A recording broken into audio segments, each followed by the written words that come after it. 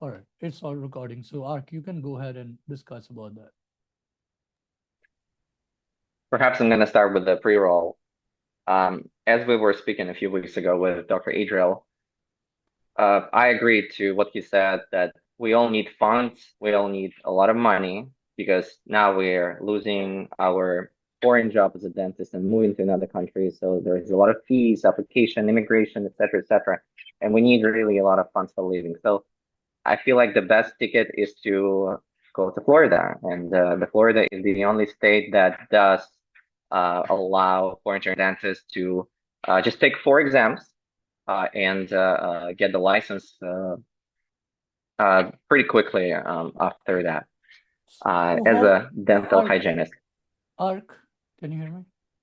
Yeah, go How ahead. difficult is it to, so explain to me, like I'm a 3 years old.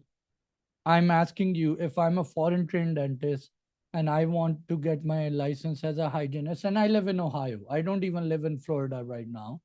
So if I want to get my license and practice, because I know having a hygiene license really makes your profile good for the school. It does. Like if you have a hygiene license and you worked as a hygienist for a year, that puts you way above the dental assisting experience. So go ahead, explain to me like I'm a 3 years old. Uh, just to comment a little bit up, I agree, it does. And the reason it does, dental hygienist degree or license increases your profile is first, I saw many candidates, many friends of mine are frequently more accepted than those who don't have it. You can do SRP, you can do clinics, and you're a provider. You have upscale level of communication with patients, and this is something that IDP and other programs are looking for. They know you can talk, and they know you're So, fine, you're not shy. So let me so, go ahead and explain. yeah, how do I get the license?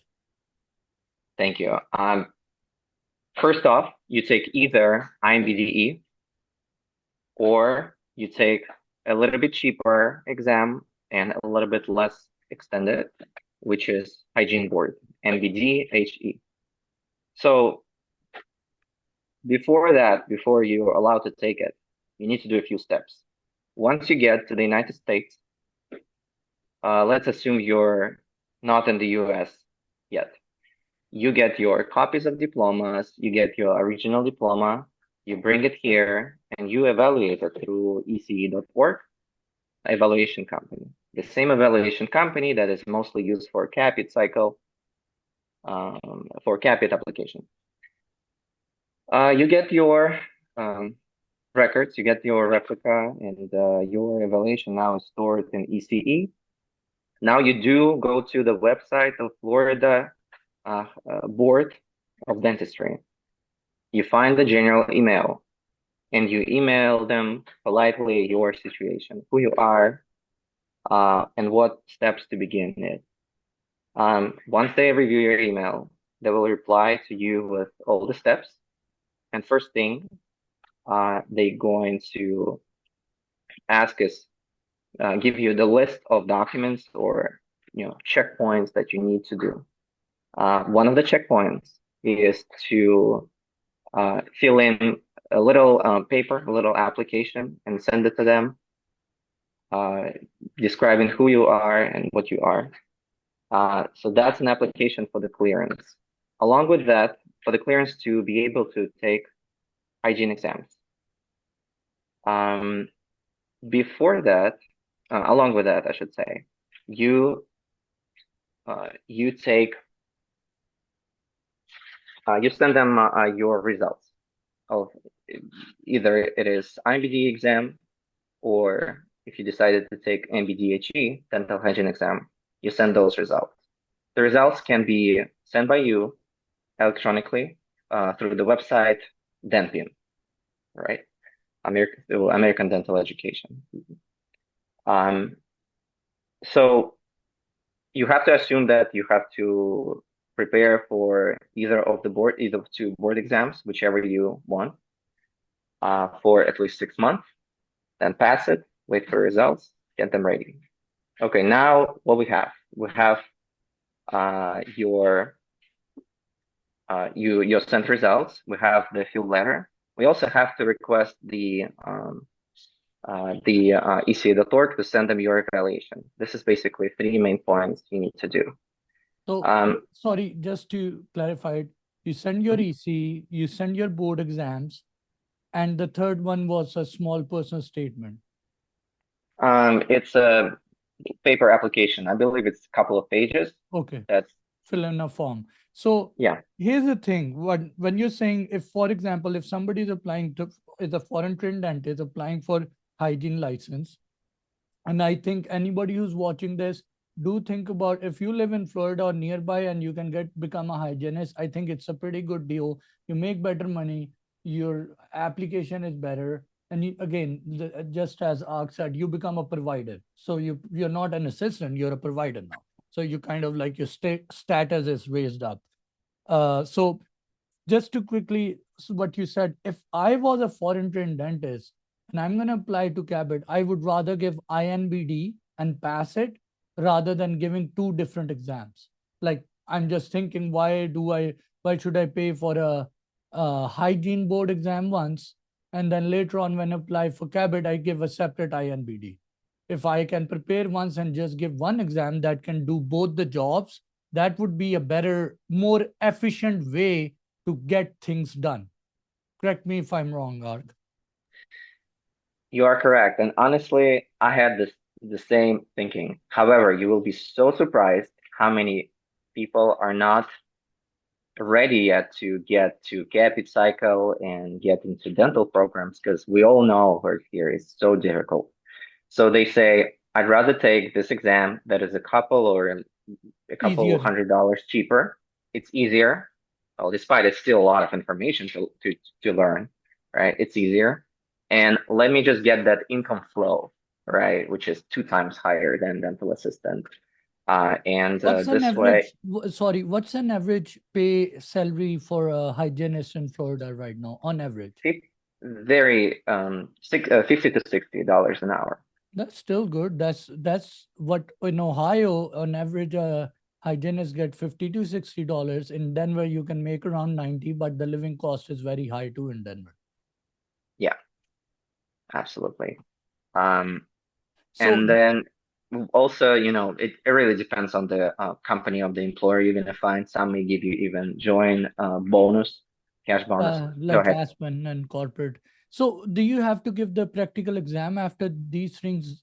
You applied these three things, you sent it. Now you have to take the practical exam, like the ADEX one. Yes, you do.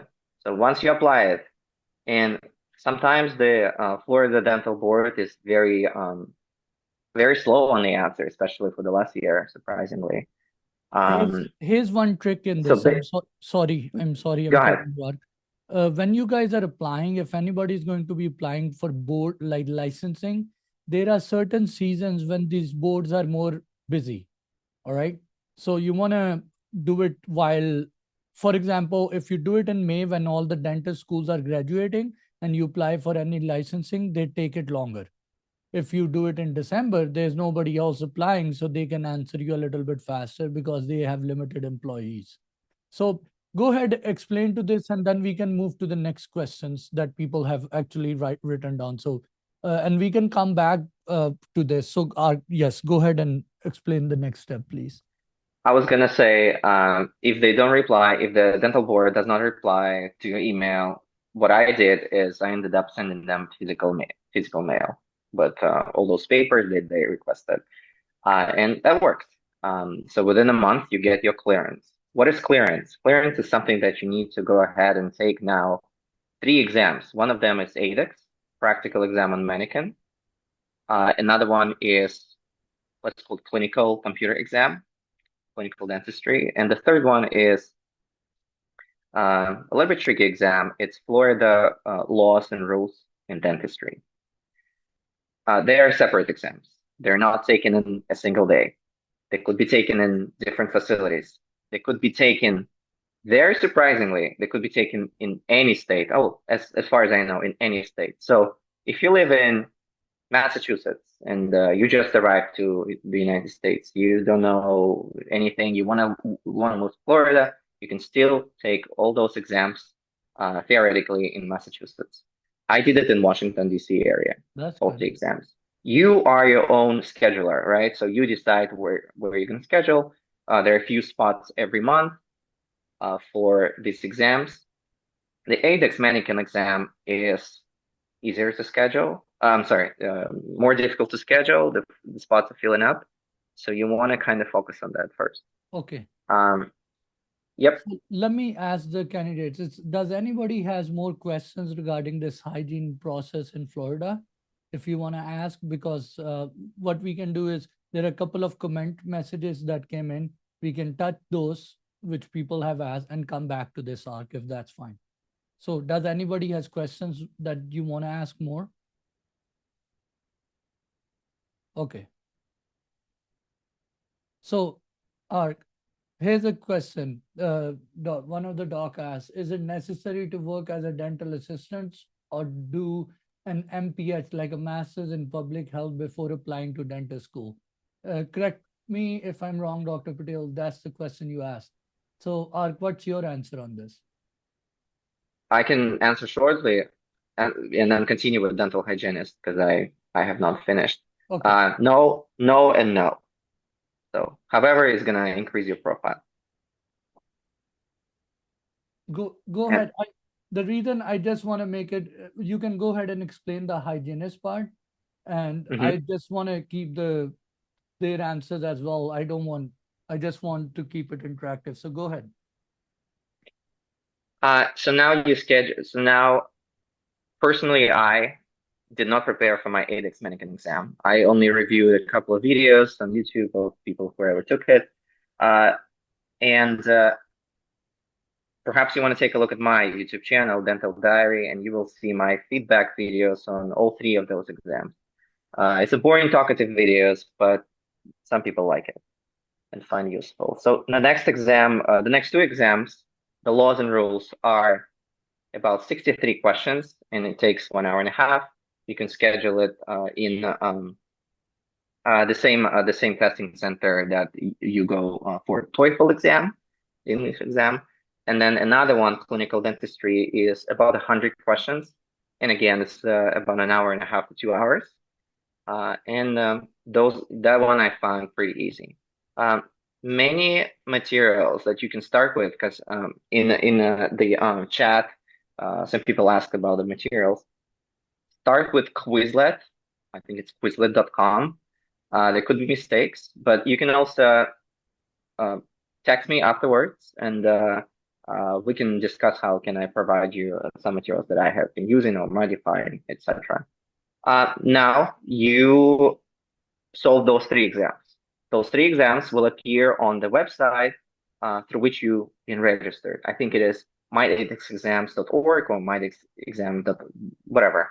Yeah. So, and then once you see all the green check marks, only then you can go to Florida licensing website, create a profile, enter that profile, and apply to the license as a dental hygienist. There is a small fee, less than $100, and they're usually issued within 2 weeks electronically. So electronically, you're going to see your license in your profile. And that's it. Your license. Okay. Sorry, I was cutting you in between. I usually want people to be interactive and ask questions regarding this. So again, if you have any more questions regarding how to become a hygienist as a foreign trained dentist, Ark is up here. You can ask him questions or you can even connect to him later on as well. So just to go back to the question, so is it necessary to become a work as a dental assistant or do an MPH? So Dr. Patel, here's the thing. If you're a foreign trained dentist, you want to have a good profile. If you're applying to Cappid cycle and you graduated a few years back and worked for 1 or 2 years in India or in your back home country and came to US, you are competing against people who have very strong application. So what are you like, what qualities do you have? You want to show that you have done some preceptorship, you have done some masters, you have done some assisting for a couple of years. You want to have something in your basket, or just as he was saying, becoming a hygienist. If you're somebody who's not dependent on an F1 student visa. Just as the reason Ark was explaining this in detail, and I know I wish people would ask him more questions up here, but I believe becoming a hygienist is a very inexpensive way to promote your application. So pick whatever works for you. You can work as a dental assistant for a couple of years. You can do a master's, but masters are long. They are at least 2 years. He's doing one. I did one. Or you can become a hygienist. That helps too. You can do a preceptorship, or you can even do shadowing. It helps too, because some of us are on F2 visas or H4 visas where we don't have work authorization. The other thing I will tell you, if you're smart enough and you live in Massachusetts, I know there's people up here from Massachusetts. If you can create contacts with a community health center or with like these prison facilities, you can actually get a limited license to work there. So these are called corrective facilities like prison or a community health center. They are usually looking for doctors as a foreign trained dentist. If they can sponsor you visa, or not visa, like a license, and you can work on a limited license, which is a pretty good deal, I think. Does that answer your question, Dr. Patel? I'm sorry, I might not be reading the chat right now. So if you want, Yes, yes, yes, okay. doctor. Does this make sense?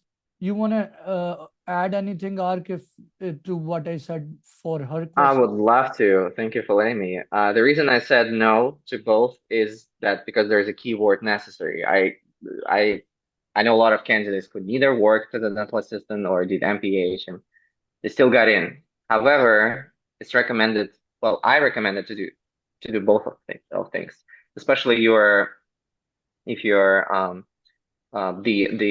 the member of the highly competitive ethnicity, which is Indians, as an example.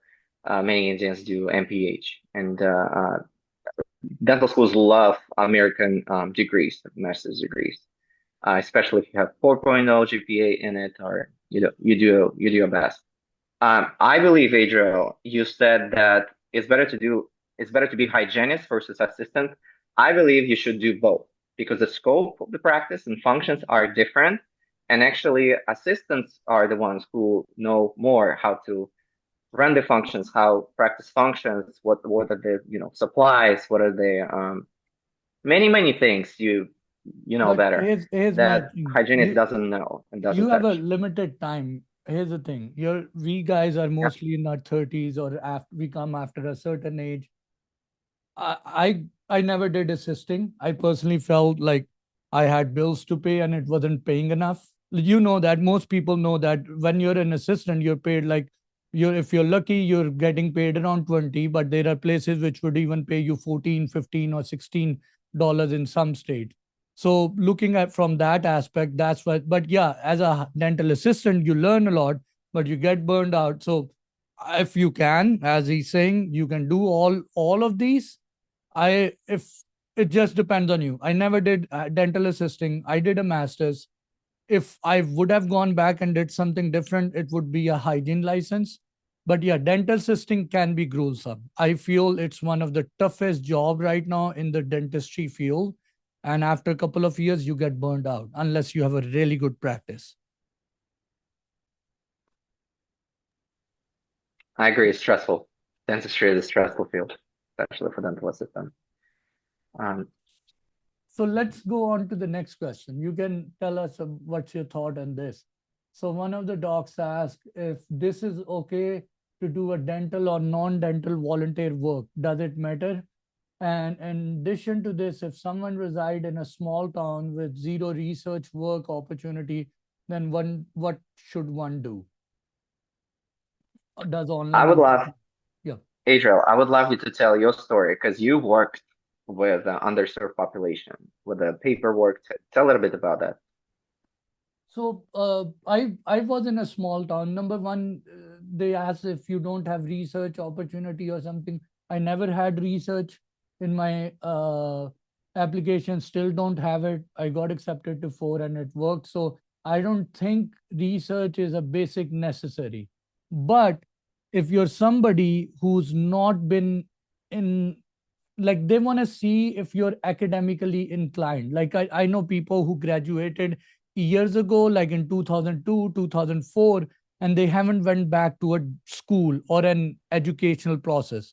For them, uh, doing something which is related to colleges or academic institution is actually good. So if you have a big gap in education, you want to do something academic to show.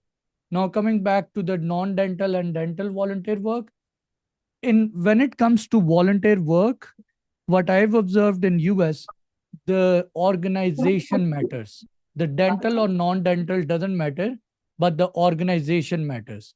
So my suggestion is, if you can, even if it's dental or non-dental, it's fine, but do it with a recognized organization.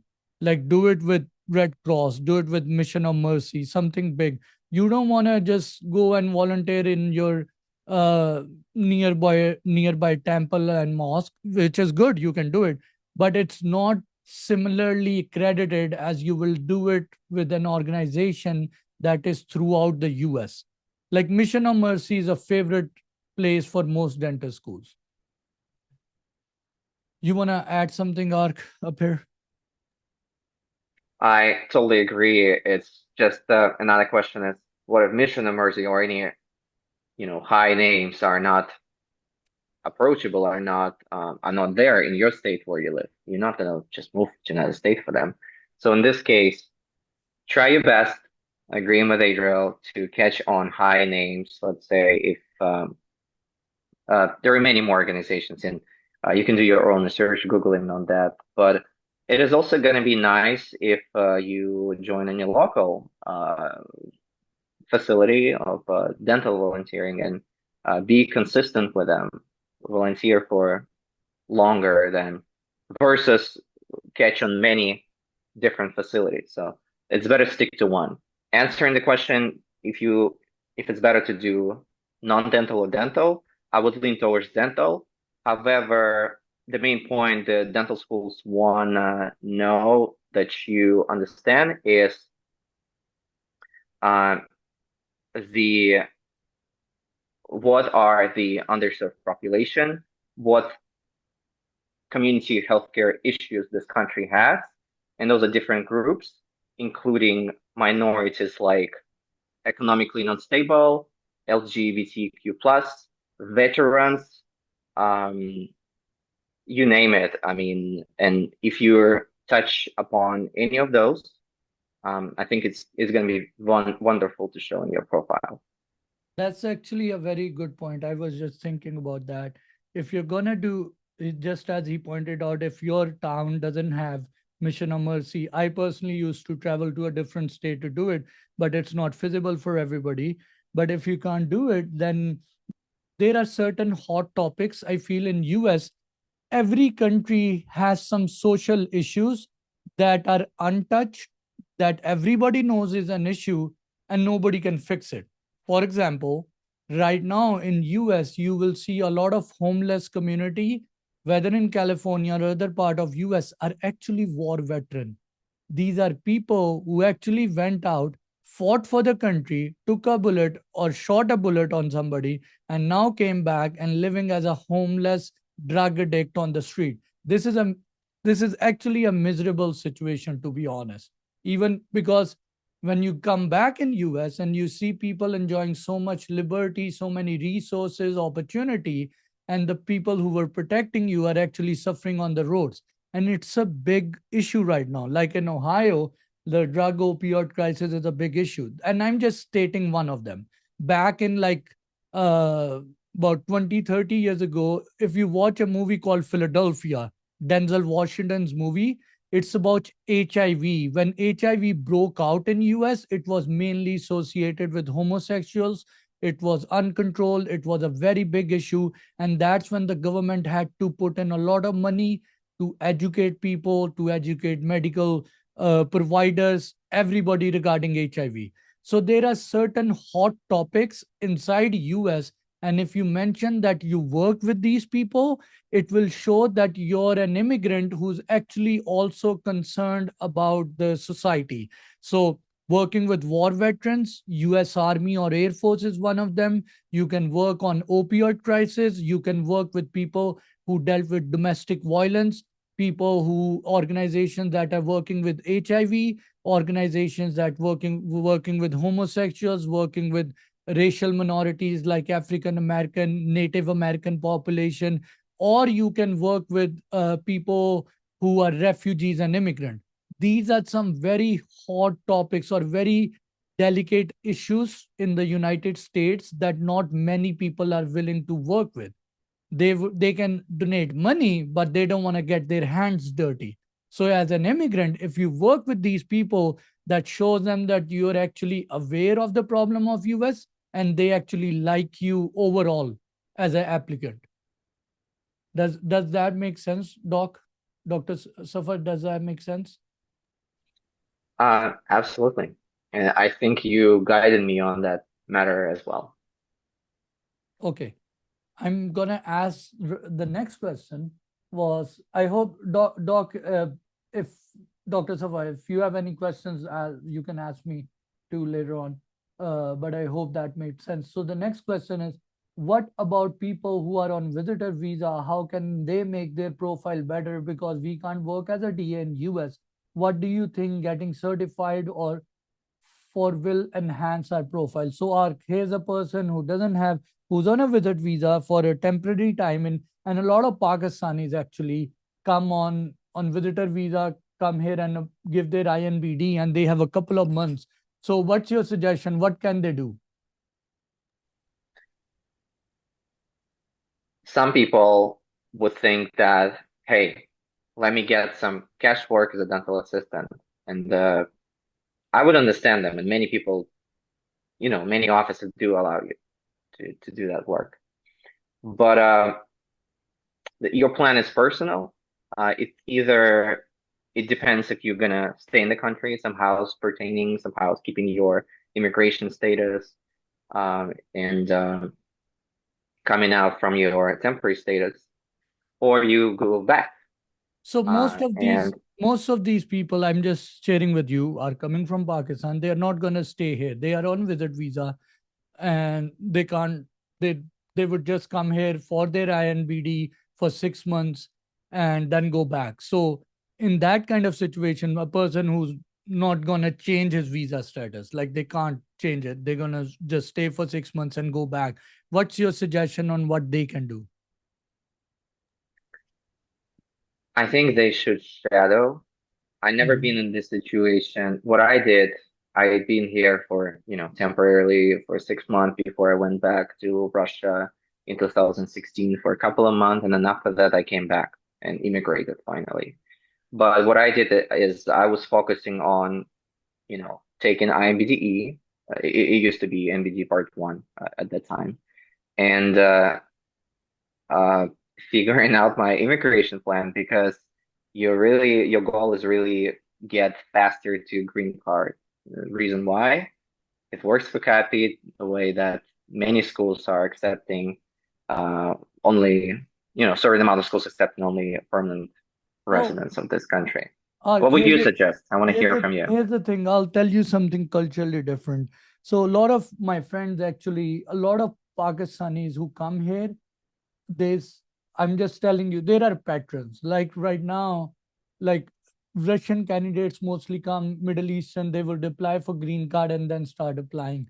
Indian candidates mostly are spouses. A lot of female come through marriages. Their husbands are in IT and they would come in, either they are on H4 or F2 and then apply. There are some who apply just F1 visa. Most of the people coming from Pakistan would come in, visit, and there are certain sensitivities religiously, culturally. So they would come in, just live for 6 months, apply to school. If they get accepted, their family will help them to become a dentist in US. Otherwise, they will go back their home country and just practice as a student. Because, for example, applying asylum as a Pakistani Muslim doesn't make sense. There's a lot of other things along with that. And obviously, for females, being out of their family's home for a very long period is not very sensitive as well. So there's a little bit other dynamics. But coming to this answer, for somebody coming from Pakistan or these countries where they are coming, even India, if they are coming for 6 months, they're going to give their board exam. I would say few of the things you can do. One of the lowest hanging fruit is just go and shadow at a private practice. That's fine. But what I would say is if you're going to go and shadow somebody, try to shadow an American doctor and try to get his letter of recommendation. Most of the time, it's easy for a Pakistani or an Indian person to go and shadow another Indian Pakistani person. And I just cracked this joke, a Patel getting another letter of recommendation from a Patel. It doesn't sounds very efficient. I would rather get it from somebody who's an American, and it doesn't seem like you're using your personal contact to get this letter of recommendation. And I know in some situations, uh, immigrant people are the only one who's letting you shadow. So I do understand that. But if you can go and shadow and keep this in your mind that I would want to get a letter of recommendation from this person in the next 6 months, so I should behave well, I should make a good impact and use this opportunity really good. One other thing you could do is when you're there, say I want a dental, I want to do assisting, don't pay me. It's fine. I want to be hands on. You don't even have to say this with your words. I would just go to the clinical, like the dental lead dental assistant, and say, how can I help you? Can I clean this room? Can I get those instruments done? Obviously, who doesn't like a free slave? They will be saying sure thing, like, yeah, you can clean this, you can do this, and start getting more and more hands on. Like that's one way. The other thing you could do is if you can find a nearby community health center, I would go and shadow a community health center, because community health centers are non-profit organizations which are ran by the state. So their credibility as compared to somebody's private office is a little bit more. You can talk about, because most of the people who come to community health centers are actually people who are underprivileged and who don't have the money to pay for themselves. So when you work with these people, you're not just seeing dentistry, you're actually seeing at the issues of US, like the social issues. So you can say, hey, not only did I get to see dentistry at the community health center, I also got to learn about opioid crisis. And if you get a letter of recommendation from that community health center, the letterhead will say its name. So that would make your application go a little bit more, like it will make it rise up. The other thing you could do is try to visit schools.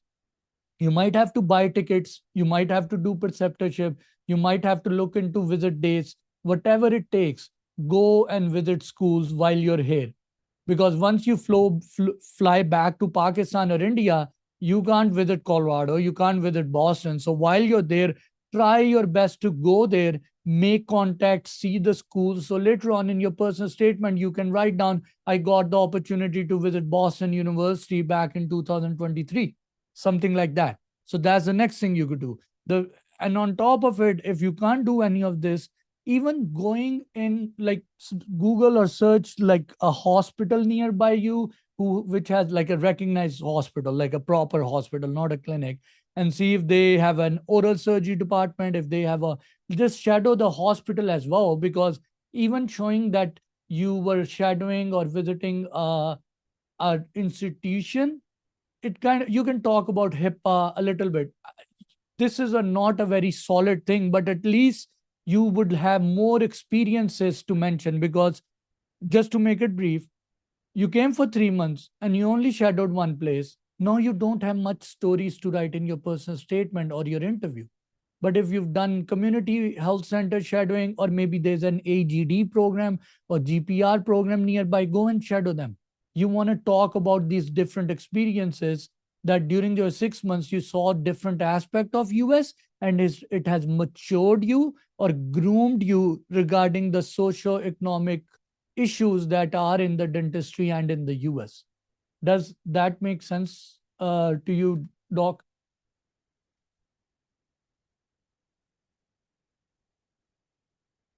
Okay, I presume. You want to add something to it, Tark? Dr. Mariam answered, yes, it does make sense.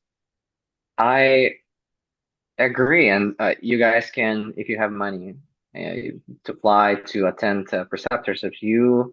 On your own research can find short preceptorship programs like in Boston University that are month or so.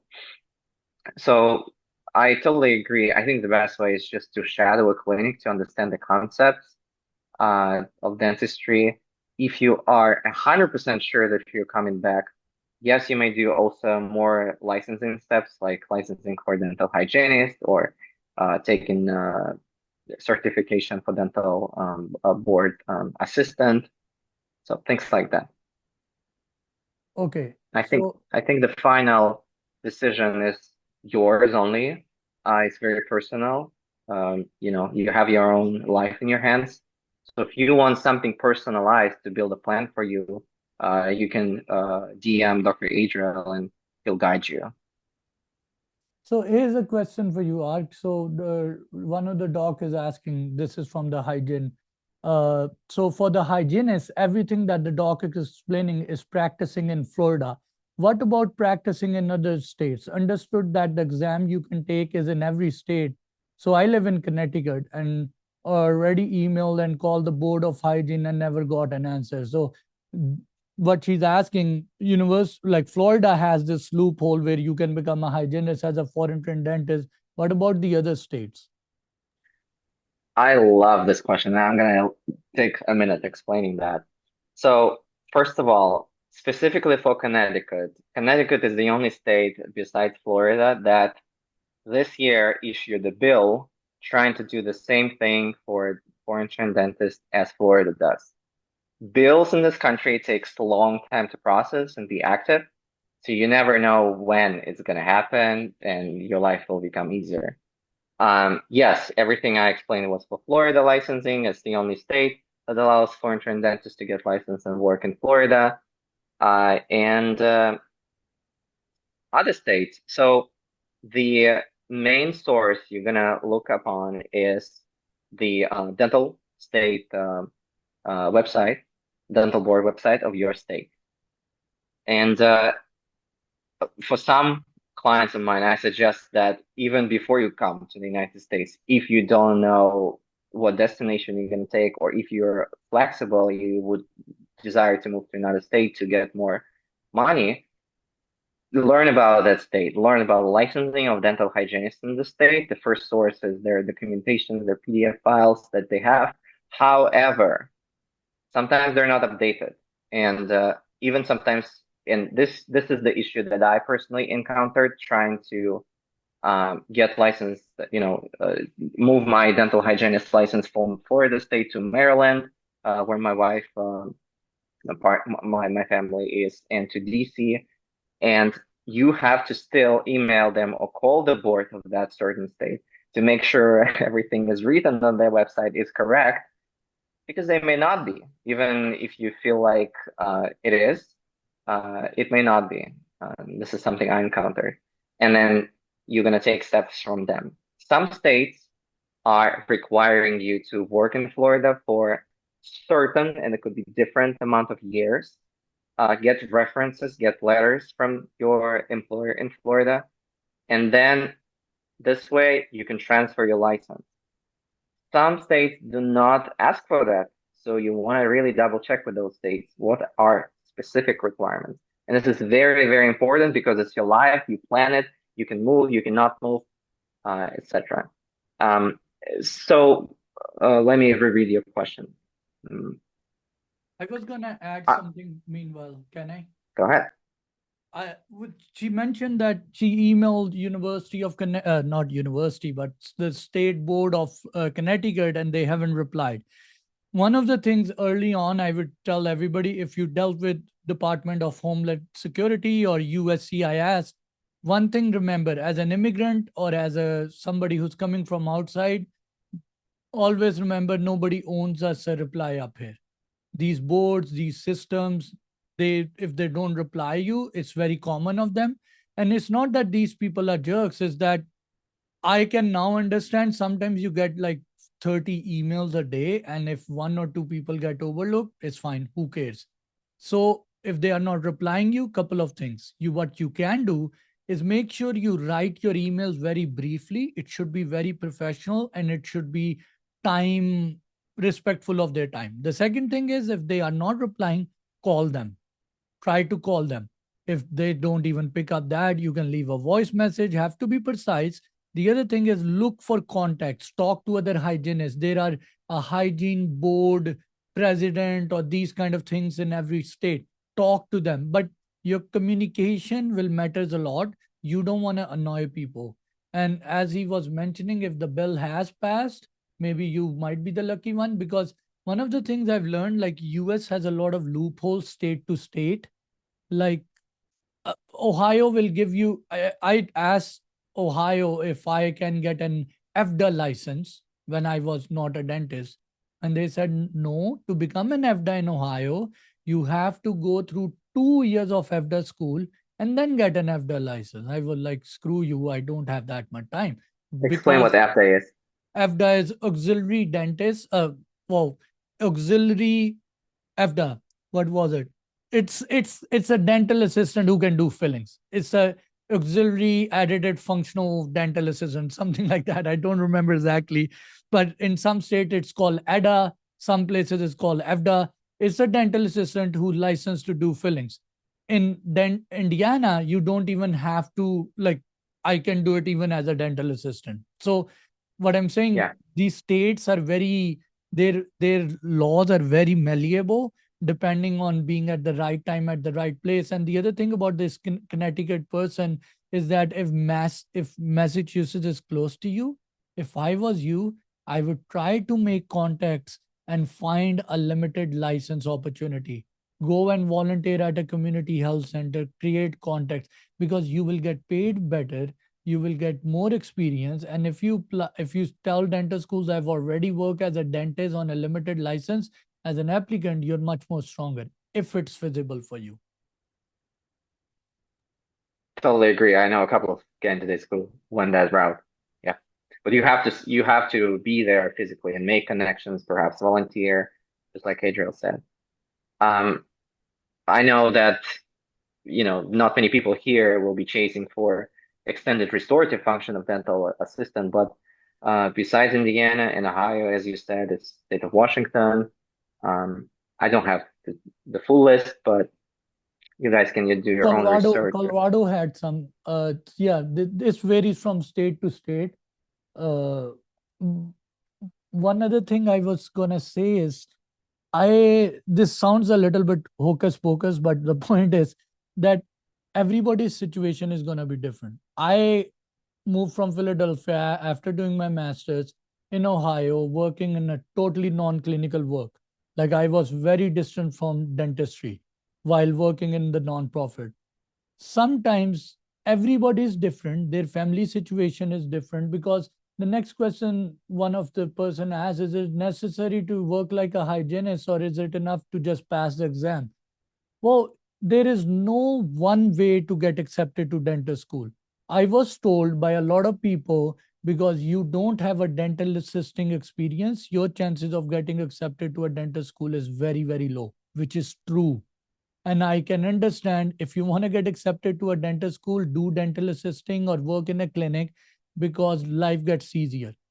But by the end of the day, everybody's circumstances are different. Everybody's family situations are different. Some people go and live in Arizona, or somebody go and live in Connecticut or in Massachusetts or in DC, because their family situations are different. When they migrated, they had help in Colorado, so they settled in Colorado. Now, Colorado's law might be different from Florida.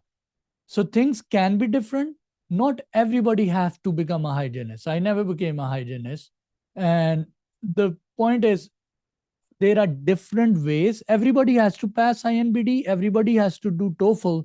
But when it comes to other things, find what works for you. And this is, by the end of the day, you will get what God wants, like what's in your destiny. It just comes through different paths. So it doesn't mean because Adriel or Ark did a master's or somebody else did a master and later on got accepted, I need to do the same thing. No, you might be coming on an F1 visa or you might be a graduate from 20 years ago. Your circumstances are different. You just need to find what your strengths are and what are you capable to do more wherever you are. Wherever you are, in whatever state you are, find what works for you and make it, become good at it, and try new things and apply. That's the best you can do, because obviously, as immigrants, financial resources, physical capabilities, there are limitations. If somebody has a kid, he won't leave or she won't leave their kid and go and live in Florida now. So, does that help? You want to add anything? I want to add the licensing exams, licensing process for the Florida state is about 1,500. And answering Ulkar's, my friend Ulkar's question here, I heard from some people that yes, adding those exams into your CV would create a value. However, if you don't have anything on the work experience as a dental hygienist and you don't move to Florida, it's not going to be as much value. So it's up to you to decide if you'd like to invest this 1,500 to anything else, to some C courses, or perhaps a little bit more applications, or perhaps really good guidance of people who already went that way, like Dr.Adriel.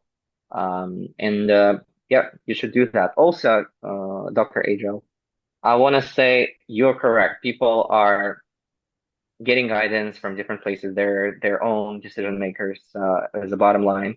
What I really, really want to emphasize is here, information from many sources. We, both of us speaking here, should not be the last source, should not be the only source you want to hear from. Expand your connections, hear multiple decisions, but the final decision will be on you. The only precaution is don't listen to people who don't know anything about this path, the dental path, because many people in my, through 6 years of application cycles on my way, commented anything, and I kind of listened to them, and then I have regrets because I could have done my MPH degree finished by then. I could have enhanced my profile, etc., etc. So this is something I wanted to add. So one thing there's a question, Dr. Sania. I read your question. So can you tell me a little bit about your profile so I can give you a little bit more precise answer? Like you're asking about what are the schools looking for. So can you tell me a little bit about your profile, Dr. Sania? You can unmute yourself and speak or whatever works for you. If you're there. Yeah, I'm here. Hello, good morning. I hope you both are doing good. So my question, okay, am I audible? Yes. Okay, so my question for you both is that I had my first cycle like last year. I applied. I cleared my INBD in first attempt, but had TOEFL marks around 92 or 93, and I applied because I didn't want to like miss the chance, and I thought that I'll improve the score and update it later. But unfortunately, I didn't, and I applied with that marks only. But I had a quite nice experience in the University of Buffalo. I observed like for 6 months. I had like being doing volunteer dental assistant for two professors in Buffalo University. I also worked in American Red Cross Society for Veterans, as you were explaining earlier, and even I conducted a dental camp in missionary school, but I just failed to understand that I didn't get a single invite despite applying for like 7 to 8 dental school. So I was What year did you graduated, and from India or Pakistan? Yeah, I'm from India. What year did you graduated? Oh, in 2017, and since then I'm practicing as a general dentist here in India. So it's been like So you live almost in 5 India. years. So you live in Yeah. India. You came here just for a couple of months and did your thing, right? Yeah, within 6 months, I'm just trying to explain that within 6 months, I got all these chances or Okay. opportunities, you can say, Okay. to do all these stuff. Yeah. I'm gonna tell you something. When I Okay. and I'll let Ark, you can add to this. When I was applying to US from Pakistan for my back in 2015, 2016, I was applying for student visa. And in US, the embassy, if you've seen Shawshank Redemption movie, it's about jail prison. Like the Mhm. embassy in US embassy in Pakistan, like they make you stand in line in morning like 5 a.m. and there's a Yeah. long line. They do all the checking. Then you walk through certain checkpoints. Then they put you on a bus and you're going through a walled, like a big walled campus, and there are gunmen on the top, and you're sitting in the bus. It reminded me of that movie, like the Shawshank Redemption. Like I was going through a prison, and I'm thinking, oh, I'm a dentist. I'm Pakistani. I lived a good life. I've been a law-abiding citizen, and why are they treating me like this? Like why? Like overall, like I just felt agitated. Like they were telling me, stand in the line, do this, do this. I'm like, what the hell with them? And then you come on the plane, and as a guy who's coming from Pakistan with a beard, and like there is a certain checking they do when you come through the Homeland Security Department and all of that. And I will like screw them, like they treat you like so bad. And now over years living up here and going through the process, I just realize is that it's not that they hate me or it's something personal against me, but it's all comes to like the system. Like in this case, when you are when there's like 1000 people applying and everybody's freaking competitive. I'm telling you, there are applications which will blow your mind. People who have, and US schools give preference to people who are in US. You have to take it as it is. They will give preference to people who are inside US, who are citizens or who are green card holder, or then who, because what happened during COVID is that a lot of people got accepted and then they couldn't get visas or they couldn't get the money, and then they waste their seat and the school have to go through a lot of hassle. So personally, they do give acceptances to people who are outside of US. I had a lot of class fellows in Colorado who were uh, who were coming from India on F1 visa, but they would rather like they would rather give uh, preference to people who are inside the US. That's the number one thing. The number two thing, the story I told you, is that when you say like why are the schools so unfair, that's what I was thinking when I was going through this whole US process. Why is the system so unfair? And to be honest, it's not unfair. It's just they have so many options to pick from, and they're going to pick the best candidate. And you might say, hey, don't you think my application is good enough and I'm not the best? And I'll answer that. But you need to understand, if we are looking for a spouse, like if I'm a woman and I'm looking for a potential partner, and there are like 700 people waiting for me, I'll pick the best person for myself. And that's how dentist schools are. It's a business, and they want to bet on somebody who has the most competent, who's the most rich in a way, who can pay or take loans, and who can easily come. Now in your case, you are better off than a lot of candidates that you came here, you did your volunteer work, you were in Buffalo. But few things that matter, you already know that the TOEFL does matter. I've said it in a lot of videos. So there is room to improve yourself. You can present yourself better, because if there's somebody inside US who's did a master's but got TOEFL score 100, and you who are sitting in India, if you get 110 or 105, your application will look better than the person who's sitting inside US. So one thing you want to do, if I was you, now you can't get a green card in 1 day or 1 month, right? That's a very difficult situation to change your visa. But you can still improve your TOEFL. That will make a lot of difference. The other thing I'm telling this long story is, when I talk to people and they say, "Oh, this process is so random, it's so unfair," I tell them that your mindset is already dictating your future. I'm telling you, it's life is unfair. It's this, not just this process. if you and I were born as a different ethnicity in different countries, like people get treated very badly in different places. And it's not just that people are bad, it's just sometimes life is unfair. Like up here, you grew up as a Armenian person in Russia, life is very different for you. If I grew up as a Christian in Pakistan, life is very different for Christians in Pakistan. For me, it might have been easier, but as a woman in India, things are different for you.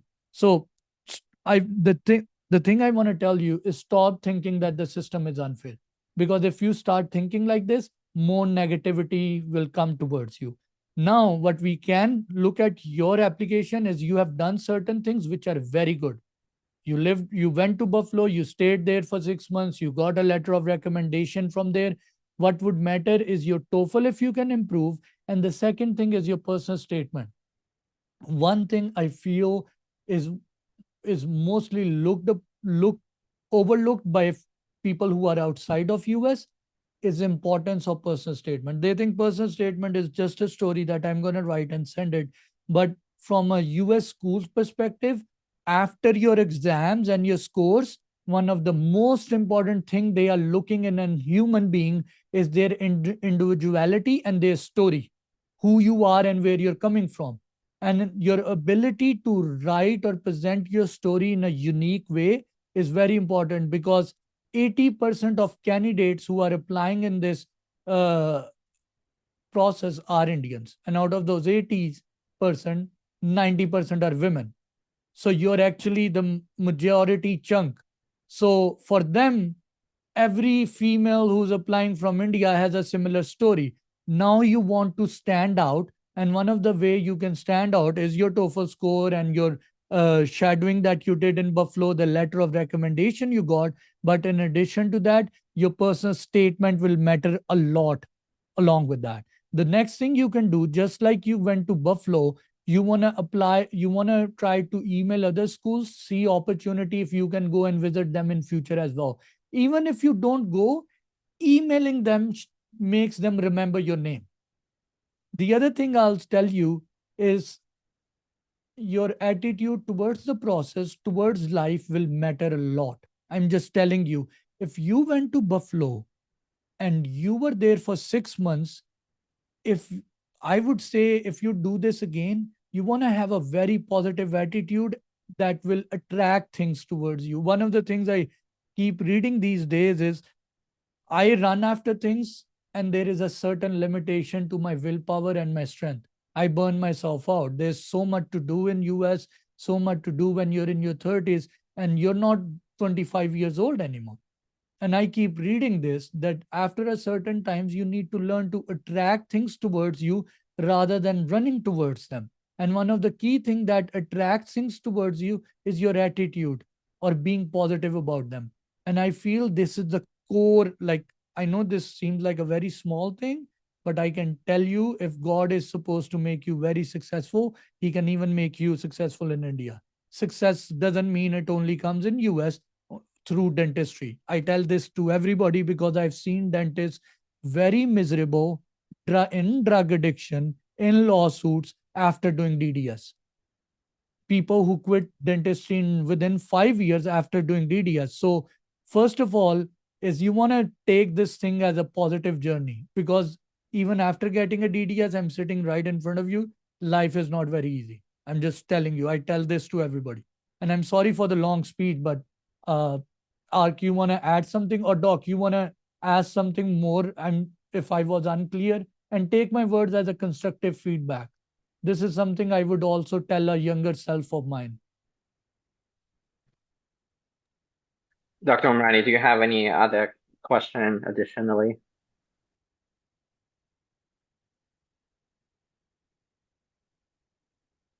I'm sorry if I overspoke, but I was just saying from a constructive point of view, because it's not just about you, Dr. Umrani. I get a lot of candidates, and I want to, whether you get accepted or not, you want to stick to your positive side, because life, I'm telling you, even after DDS, when you're under so much loans, you have kids, you're getting old, the system is abusive.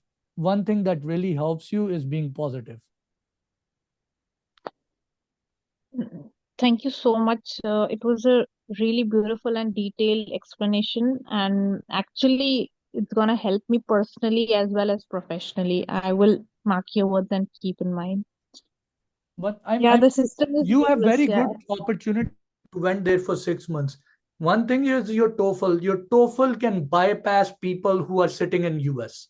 So one way, God, I believe if God doesn't give you a big bicep, He ends up giving you a big tricep. Nature, nature can actually balance out things. People who are not given good eyesight might have really good hearing. So you want to figure out, Mhm. okay, I'm not in US. I don't have a green card. Well, at least you got a visit, because some people don't even get a visit visa to do that. So you got one advantage. Now the second advantage you can work towards with a positive heart is go after TOEFL. Try to do your best and then use it to email schools. And the third thing is how you write your personal statement. Thank you so much. I really appreciate your answer. Sure. Thank you. I'm just say I'm let you speak, Ark. But sometimes one of the most difficult things I felt while working 4 years with candidates is mindset. You can write somebody's personal statement. I can train anybody for interview, but when it comes to mindset or the way they are looking at the process, that's one of the most toughest thing. Like even for me, like sometimes you make a lot of money through dentistry, but you feel miserable, and you really have to.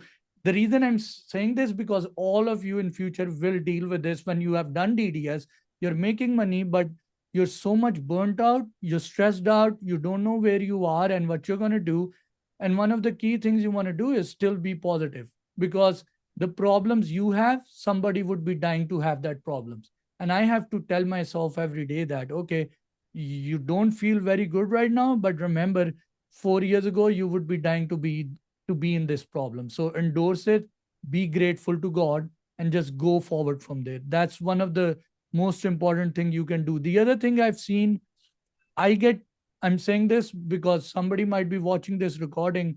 I recently had people would reach me and say, I'm 20 years ago, or not even 20, I graduated in like 2012 or something around that time. Should I apply or not apply? And I tell them, I don't have an answer for this, because the process is very expensive, it's very tiring, and you might not get accepted this year. Then you have to apply another year, you have to spend $10,000 again. And I cannot make that decision for you.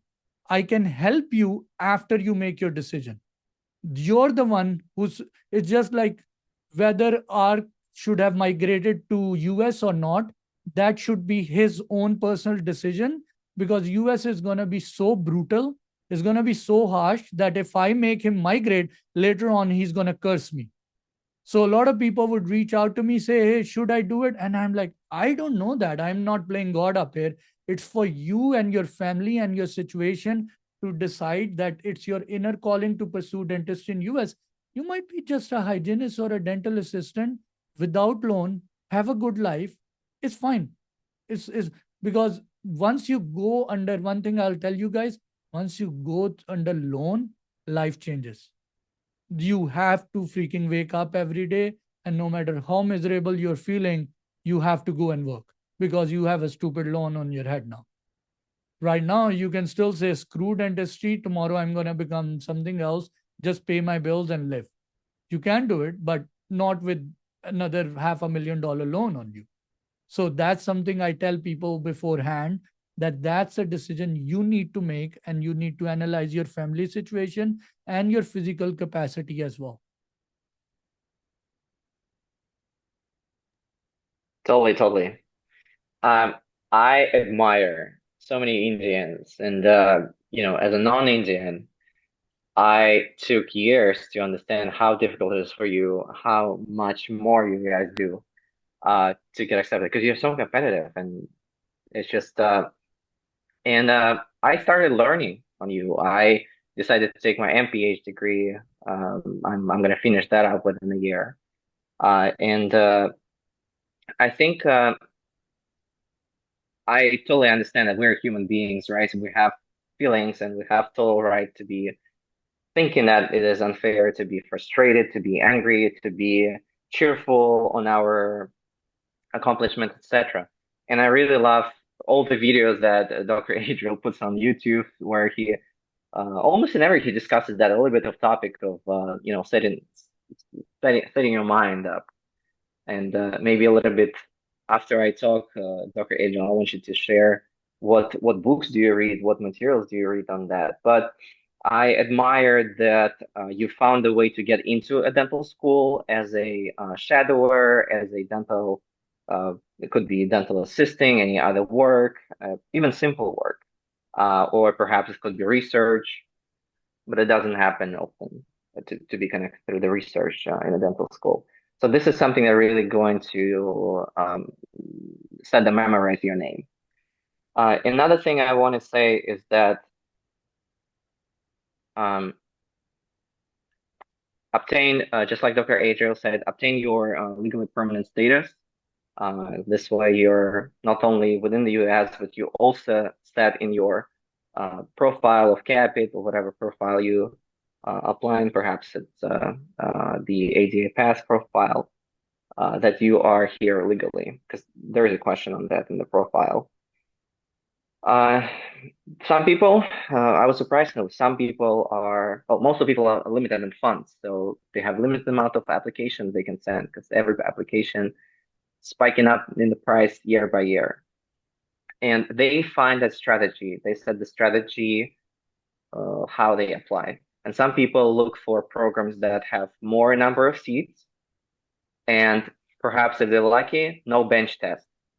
So they are swooping off the preparations for the bench test, and they're increasing their results somehow. Well, there are also some factors such as for those schools, obviously, much more applicants are going to apply. So you really need to think on statistics, contact perhaps students from certain schools who are already attending and share with them. This is why I emphasize it's important to build connections. Every step, so Dr. Adriel mentioned, sorry, it's my dishwasher finished after work. It's mentioned that every step has to be evaluated. And Dr. Adriel mentioned about the SOP. SOP is one of the big things. However, we don't need to forget about letters of recommendations that are also valuable. So the CV, I was surprised how about 5 years ago I saw very, crappy CVs, with no good formatting, with limited experiences, with wrong language, with errors, and those people who shared those with me, those were my friends. But so no judgment on that, but that's what that I kind of already judged it. So they got accepted, right? Nowadays, it has to be outstanding. Every single paper has to be outstanding, and ideally it has to be evaluated by someone or not just one person who already went through it. Now, the next thing I wrote down here, just for this answer. So you applied to less than 10 schools. Some people say apply to more. Even people who are in dental schools working as a admission officers, admission workers, they recommend to apply to much more, to apply to 10, 15 at least. This is a math game, right? So you increase your percentage. I understand there should be a limited amount of money to apply, and then you also have to consider, what if they call me for interview? Now I have to pay the interview, a bench exam fee, and then for my tickets, for my hotel, or perhaps a rental car, etc. So really find a strategy and finalize it before you apply. So see what's the fees. Absolutely. Because he's right. I'm sorry cutting you. Yep. It's a probability thing that yes, you might, I'm sorry to cut you, buddy, again. Go ahead. That's my bad habit.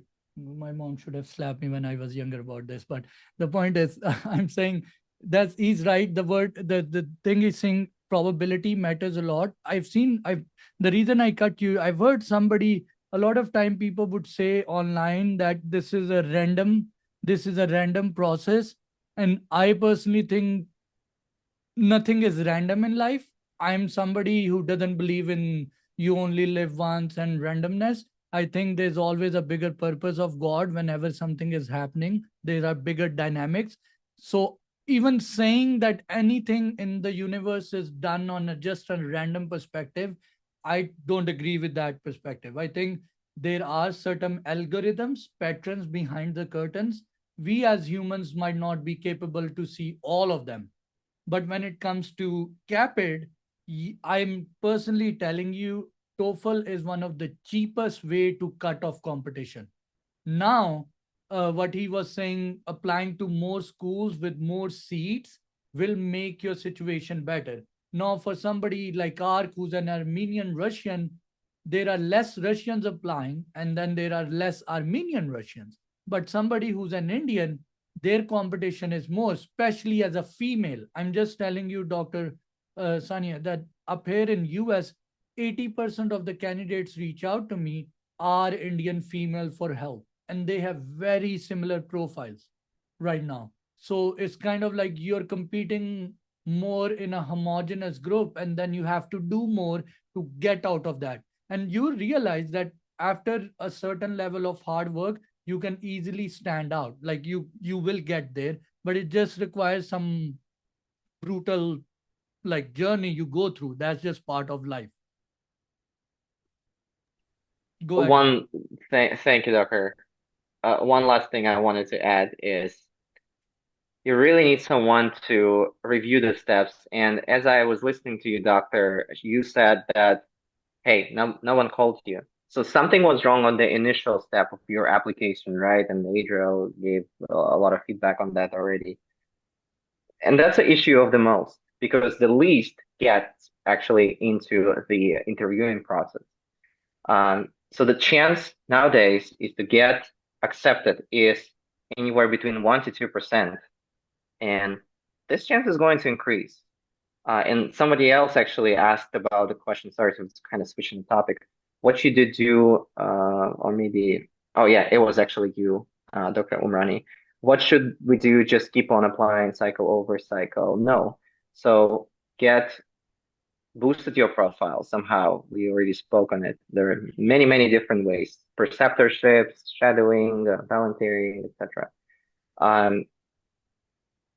Also get your profile reviewed. How I've been doing, I've been doing a lot of, I paid a lot of people for services, not only Dr. Adriel, thank you so much. You helped me a lot through all this 6 years, and every year was obviously frustrating, but it gave me that little, it got me to next step every time.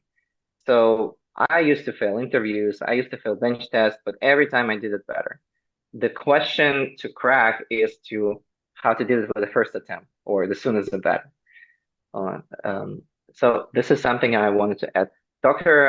Adriel, I want you to kind of comment a little bit on what literature do you recommend, or on the personal growth or on personal belief, a little bit more upon that. It depends. There's so much. It depends. There's so much on YouTube you could read on. Just right now, for most people going through this process, stoicism is one thing that can help you. You can read something on that, or being positive. Like one thing I just to make summarize, find things that can actually help you deal with stress in a positive manner. I know there's a lot of like people from India, like yoga is a very common thing. It originated from India. That also helps. The being you Anybody can make money, anybody can get into dentistry. I'm telling you, when you will get in, you realize there's so many people coming from so many different personality types and past. Somebody were born much more privileged, somebody had parents who had green card or citizenship. But the point is, on the long run, the people who outbeat everybody is somebody who's disciplined and who's willing to stay positive during the journey. That's the key thing. The other question I want to touch upon that will help Dr. Sania as well is that which courses do you recommend in US for continuous improvement? I think Duggan's and, well, Dr. Stevenson course is one of the most recognized, and it really helps you in psychomotor skill as well. It's not just you get a certificate, but Dr. Stevenson was actually a professor emeritus from UCLA. He still is. He used to he was a part of the advanced standing program in UCLA. When I was in Colorado, they would have him as a guest speaker for online stuff.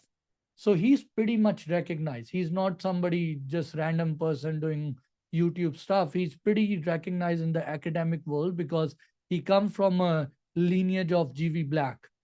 GV Black's students were his teacher. So he is coming. So if you can take his course, and if not his, maybe Duggan's, those things really help. You can take a bench exam course with University of Buffalo, Pittsburgh. A lot of time I've seen a pattern, people who have taken courses from universities actually get preference. Schools do like to see that you invested in them, you came to visit them. That really helps you as well. Any other questions, guys? And I want to kind of add up on that.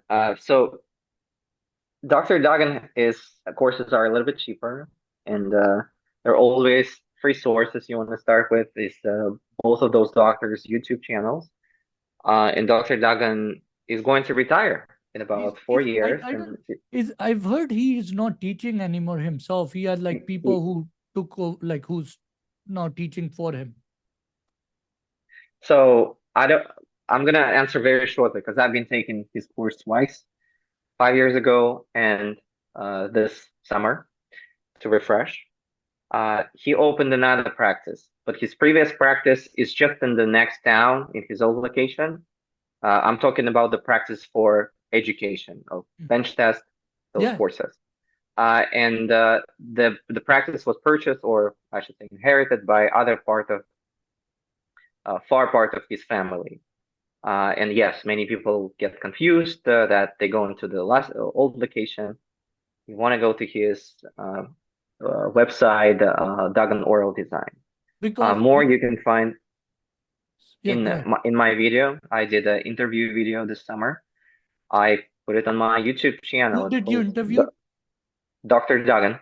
You interviewed him. So here's a question. Somebody who took his courses told me that he retired and now there are younger, like his apprentices or his students who are teaching the CE courses. Let's call parentheses. Yes, she teaches for much cheaper fee. She is very skillful, and I don't want to say bad things about her, but she's not a dentist. Yet she is skillful. She helps. She's not going to help at the same rate as Dr. Duggan. So one thing I'll tell you, when I was in dental school, so when I got my University of Colorado bench exam, I signed up for Stevenson, and then COVID came in. So the flights blocked, everything got blocked out. And then University of Colorado said, we won't do it in person, it will be online. So I tried 3 times to go to California and I was not able to. And when I got accepted to the school and I went in there, I was miserable because I never took a bench exam course. So I started asking for help.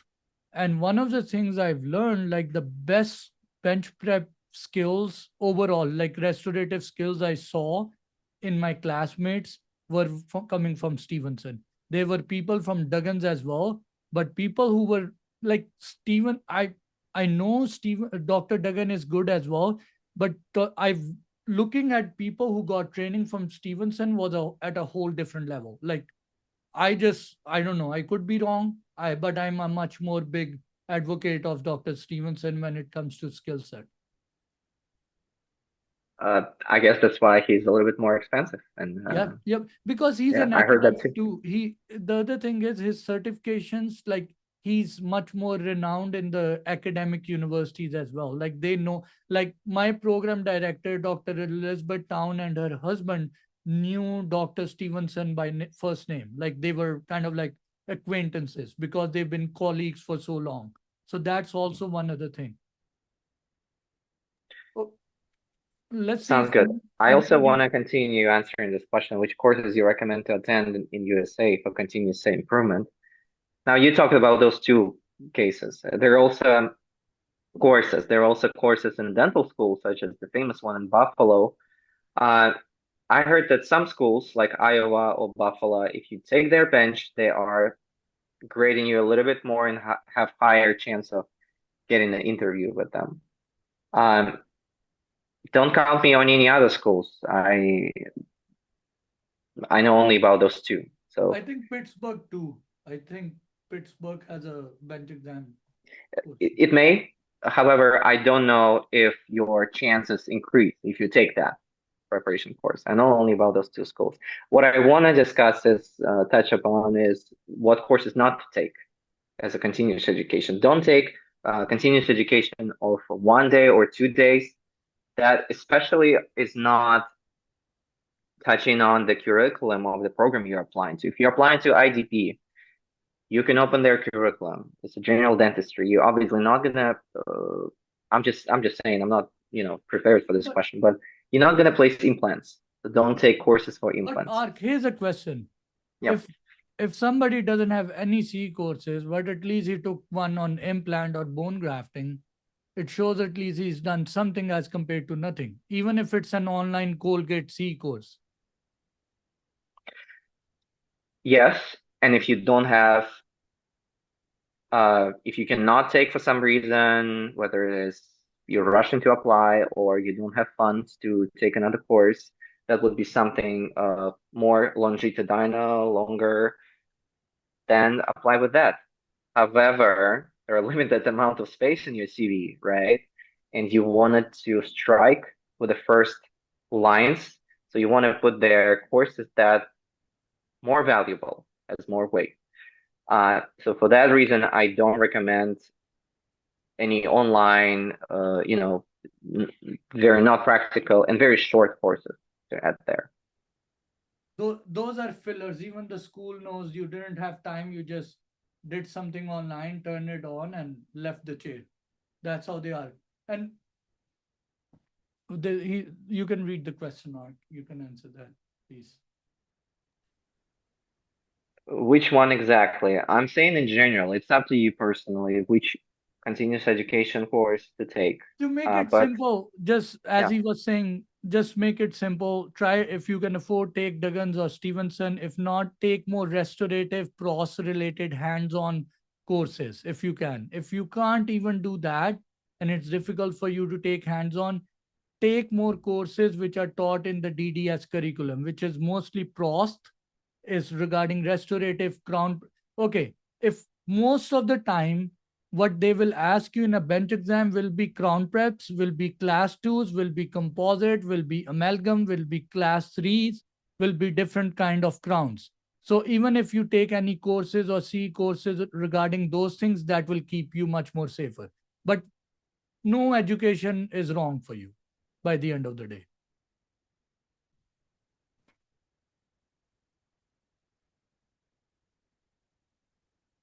You want to add to it, Ark?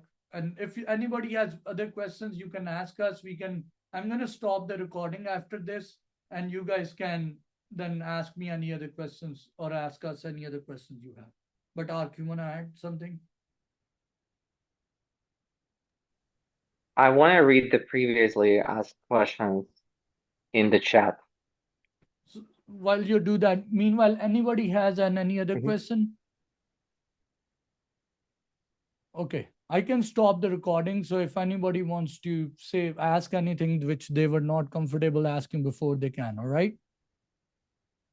You want to do Right, it now or after I answer some questions okay, go in ahead. the You can chat? answer. Yep, you can answer if you want to add some.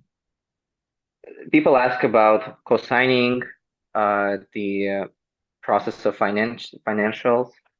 Where was it? Oh, okay. They were sent to you. You can answer. To be honest, when people ask me financial co-signing and that, I applied through The fast. last source you want to be guided by is the Department of Dental School that is related to it. So ask them. However, it's better to become a resident, to get FAFSA loan, federal loans, and more comfortable loans, versus if you're not resident, you would have to, and that could be a challenge, look for cosigner, either your friend or relative who's already a resident or US citizen. And that could be challenging. And this is, I believe, one of the reasons why a little bit more dental schools prefer candidates who are legally here. Now the One other thing, some then in yeah, this, go ahead. I'm sorry, even if you don't have co-signers, there are some banks which give you private loan. I'm not the best expert. You might have no knowledge. I usually don't give people suggestions or advice on this thing. But one thing I've learned over time is that banks are more prone to give loan to, like, there's a bank in the past called Discovery, which will give private loans to Indians. But if you're from Pakistan, they are less obliged to give you. So even they see private loan companies in US can vary from country to country. Some people are coming from Canada these days. Like they get Canadian PR and then they are getting acceptances. So it varies for them as well. Sounds good. People are asking about the deadlines and start of the Cappid cycle, different cycles. Something you want to research on your own.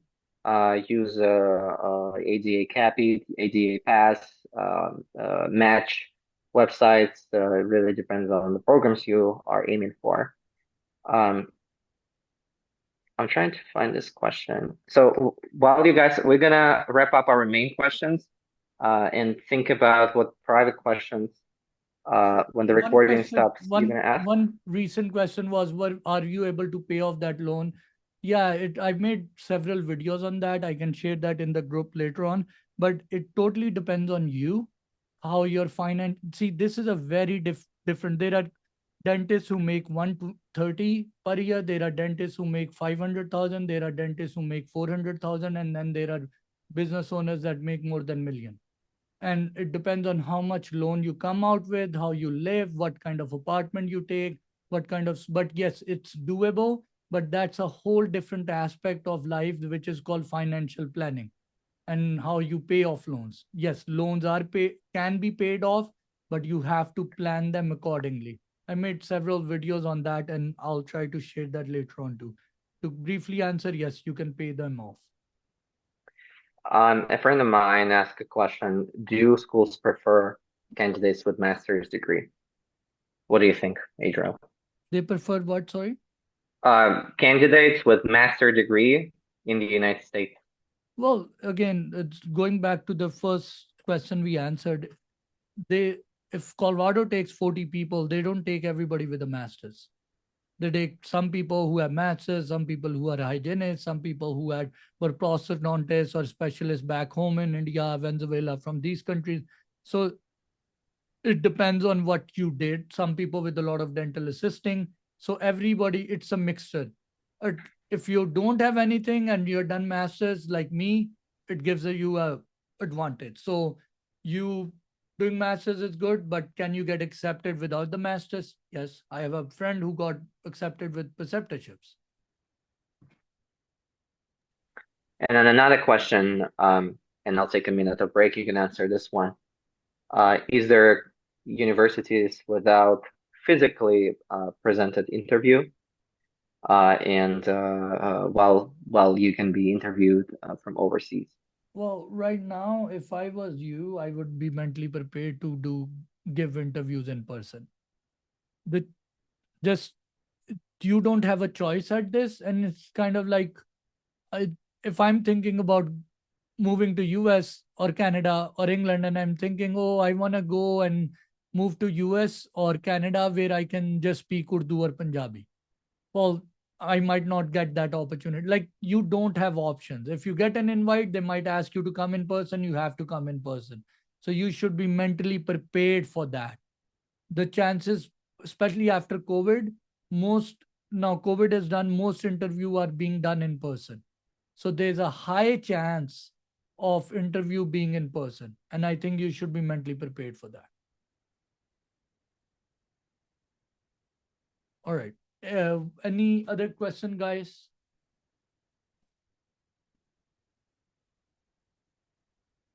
Okay, I'm gonna stop the recording. If you have any other question, you can ask me. I'm gonna stop it and this one. So later on it can help people. But if somebody want to take help in the whole Cappid, or if they want to take in just the personal statement, ARC up here helps people. I help separately. The point is everything by the end of the day costs. So it depends on you how much can you afford to take help with. Obviously, I'm just saying from my personal situation, if somebody requires 10 hours of my life, it's going to charge them like it's going to be more costly as compared to somebody who just want interview help by the end of the day. The reason I try to do these free sessions is because I can discuss bigger things in a group as compared to listening to 15 calls a day, which is very tiring and I have to do it at times.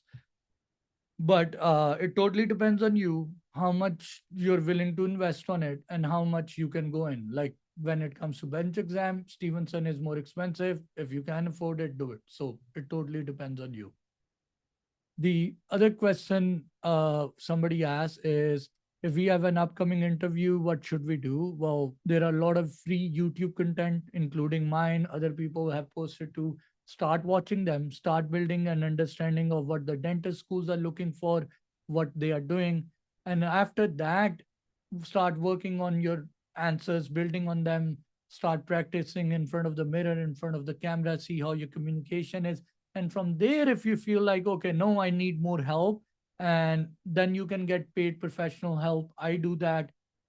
In future, Ark will be doing that if he wants to as well. That's something as well. But if you feel like, okay, I can now, I'm at a certain point where I feel like I need to get professional help to make sure I get accepted, then you can. I usually mainly work with people who gave one interview and did not got accepted, and now the second time they are like, okay, now I want a professional help. I feel like nothing would feel better than getting. I agree. There is resources, but nothing would get better to get a professional to uh, polish your own story. And something that, on my example, helped me is getting help from people like Dr. Adriel, who really ran out, really aligned my story, and that actually helped me to polish up my SOP and think about what my letters of recommendation could be looking like revised.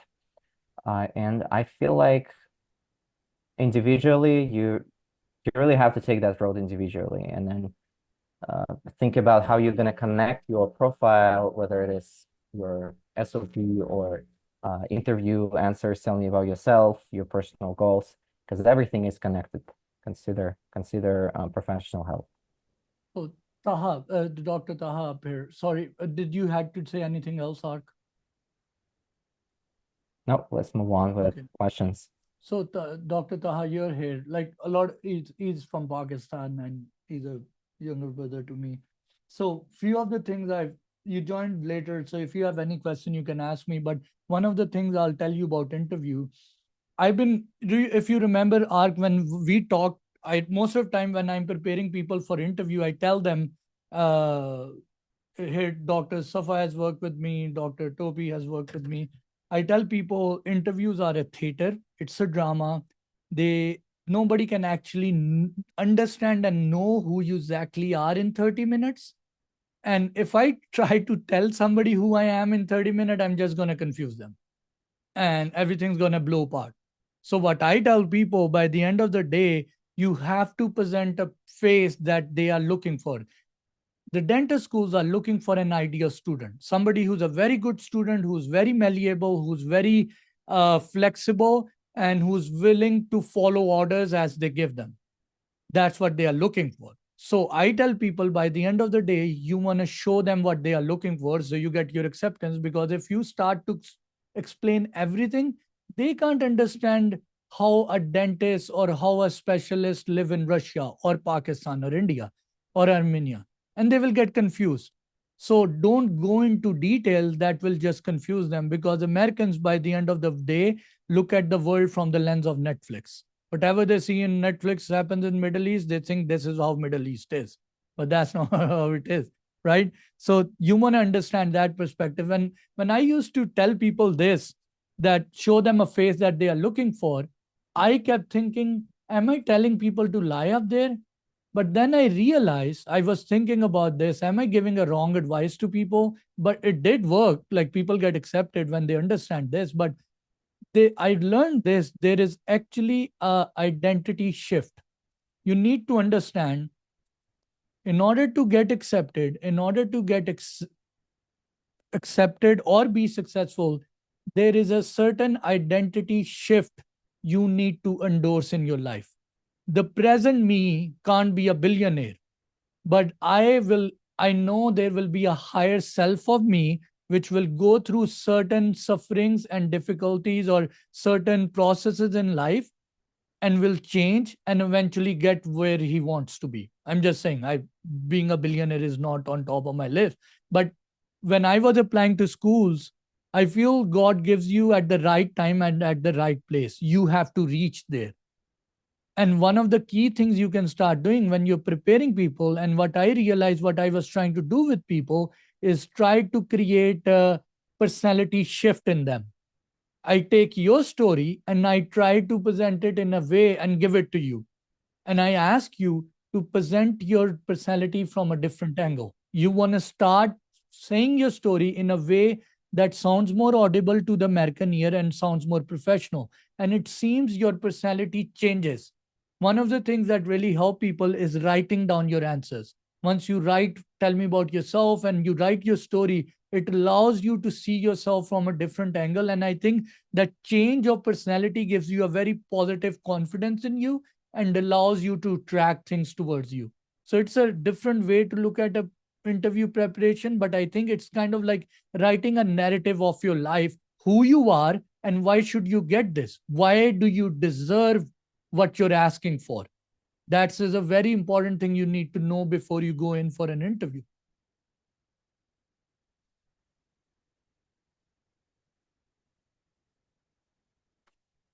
Okay. All right. Thank you so much on your comments, Dr. William.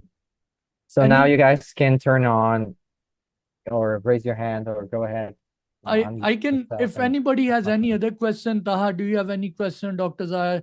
If you have any question, because we are pretty much at the tail end, we're going to stop the recording after this. So is there any question you want to ask?